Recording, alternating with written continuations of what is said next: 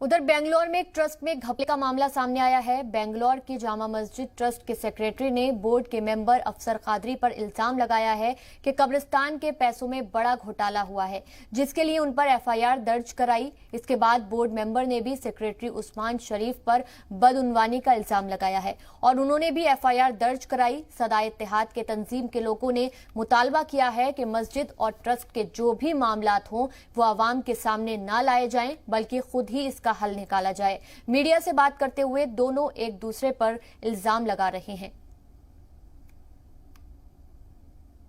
जब इदारे की बात थी, कौम की बात थी, तो आपस में तय करना था उनको, और ये भी मानते, बजाय उसके आपस में उलझ करके क्या तय करना था? करप्शन चला है वहाँ पे। करप्शन के लिए तो माफी तलब करके जो चूक हुई है भाई खत्म करो, हम आपस में बैठेंगे, हो गई भूल, हम आपस आगे अच्छा लेकर के काम चलेंगे, ये कह सकते थे।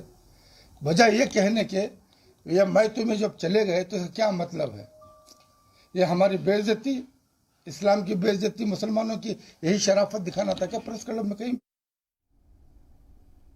हमारा सिर्फ सदायत का काम यह होगा कि हम लोग दोनों पार्टियों को आपस में बिठाएंगे, इंशाअल्लाह कोशिश करेंगे बिठाने की। दोनों जो है एक समझौते तक आकर पहुंचना चाहिए। कहीं ना कहीं कुछ ना कुछ तो हुआ होगा, कहीं चिंगारी बगैर आग के धुआं तो नहीं उठेगा, कहीं ना कहीं कुछ ना कुछ तो हुआ होगा। इसका मतलब ये नहीं है कि उसी गलती को लेकर उछाल के मीडिया में जा रहे हैं, कोर्ट में जा रहे हैं, स्टेशन में जा रहे हैं, कंप्लेंट्स कर रहे हैं, इदारा बदनाम हो रहा है। सी जो भी कोई आदमी इदारे के अंदर आता है वो एक खुलूस नीयत से आता है कि खिदमत करे कौम की। तो अगर उसमें आके अगर बदनामी हो रही है तो फिर ये उसकी एक इंडिविजुअल बदनामी नहीं रहेगी। इदारा अगर बदनाम होता है तो पूरी कौम बदनाम होती है।